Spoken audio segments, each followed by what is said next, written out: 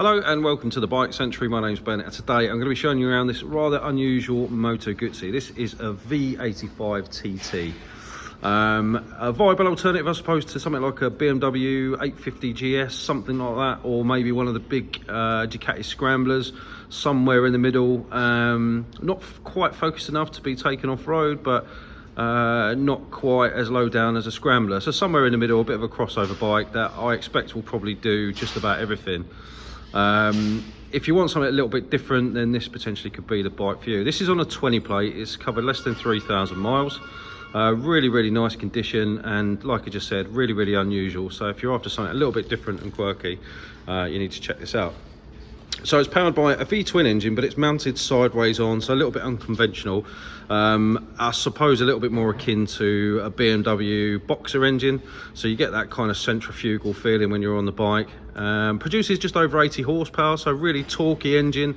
It's designed for touring, shaft driven rather than chain driven. So I suppose most people that are going to buy these are going to be interested in, you know, two-up touring with the luggage, or maybe even using it as a daily. So starting at the front, you've got tubeless rims, wide wheels, big old Brembo discs. I think they're 310mm with ABS and radially mounted 4-pot calipers. Obviously with the ABS system, you've also got braided lines as standard, and a nice carbon fibre mudguard to set the front end of the bike off. The previous owner has also fitted a pyramid extended front fender. That's a really nice thing to have, particularly with these, because you do get all the splashback that comes up the front of the engine.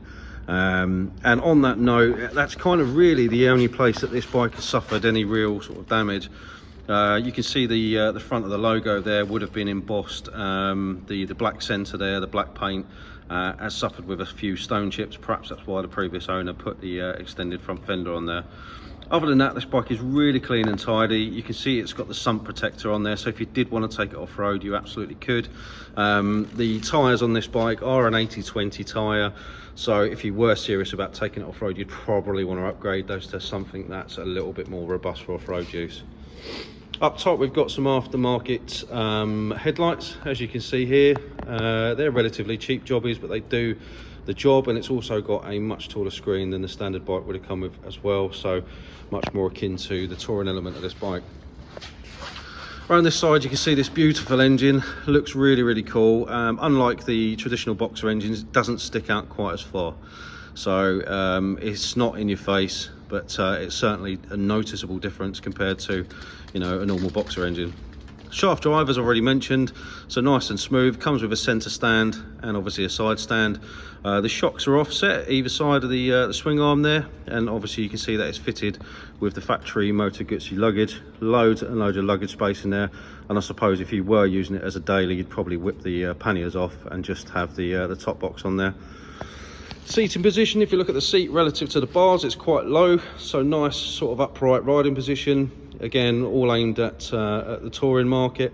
And the pillion seat on here is independent, slightly higher, and loads of room on there. I suspect if you were riding with a pillion often, you'd want to invest in a backrest on the top box there as well.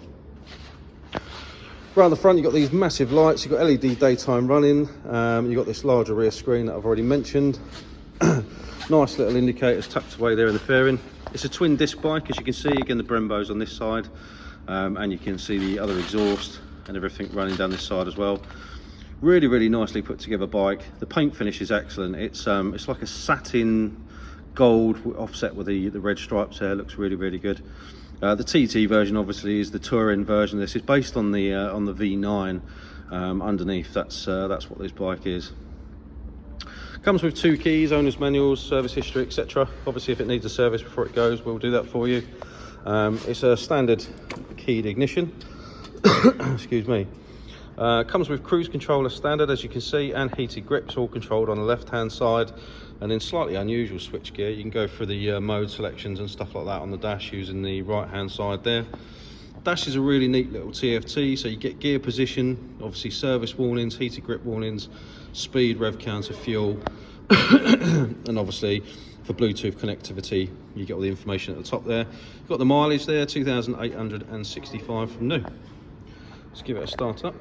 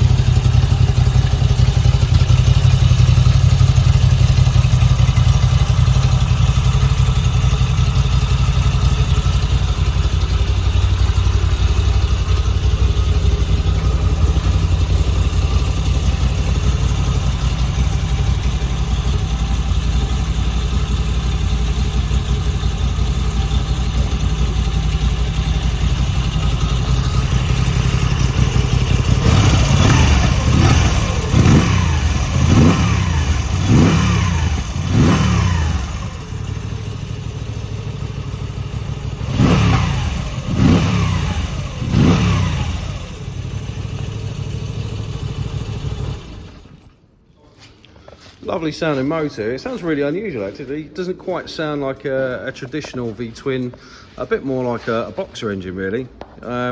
Absolutely stunning bike. If you want something a little bit different, you don't want to go for an 850 GS, this is definitely worth a look. Will come with 3 months warranty, comes with free delivery within England and Wales. If you're in Scotland, not a problem, but there will be a small charge for delivery. We accept part exchange and we do offer finance as well. So if that's something you're interested in, or if you've got any general questions, please feel free to reach out. We've got WhatsApp, live chat, all the socials. Pick up the phone, ask us any questions that you've got, or feel free to drop in and try the bike on for size. That's it from me. Thank you very much for watching, and I look forward to speaking to you soon. Take care.